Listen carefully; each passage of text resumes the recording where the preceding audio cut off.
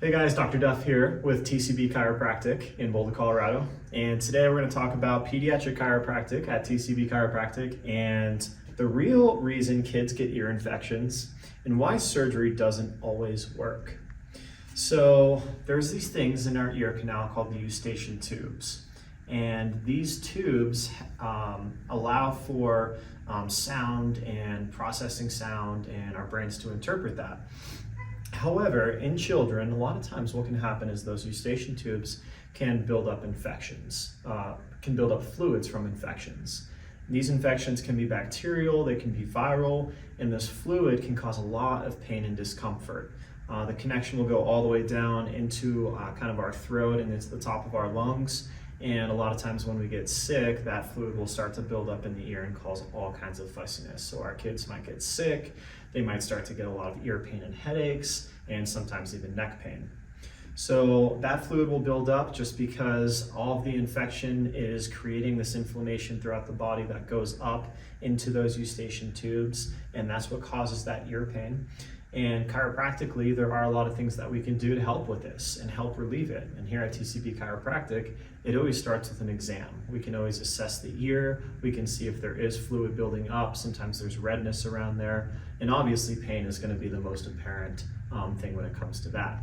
Now, what most people don't know is that there's a huge connection between the nerves and how that affects the eustachian tubes and the drainage in there, specifically from C1 to C4. Those vertebrae house the nerves that help control whether the fluid can kind of build up or whether it is going to work normally, and also help our immune system to start to filter that fluid out.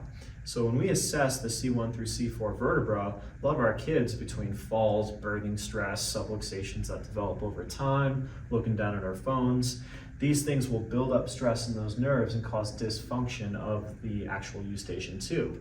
So with chiropractic care, we can start to adjust and relax those nerves and allow that to function better. And a lot of times those kids won't experience ear infections because that's not a normal thing to happen.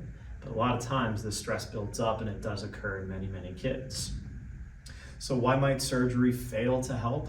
Well, sometimes that fluid builds up, and what they actually do is they put a hole in the eardrum and stick a tube out there to help with the drainage and airflow to get through the ear, but that's not getting to the root cause of what's actually happening on a structural level.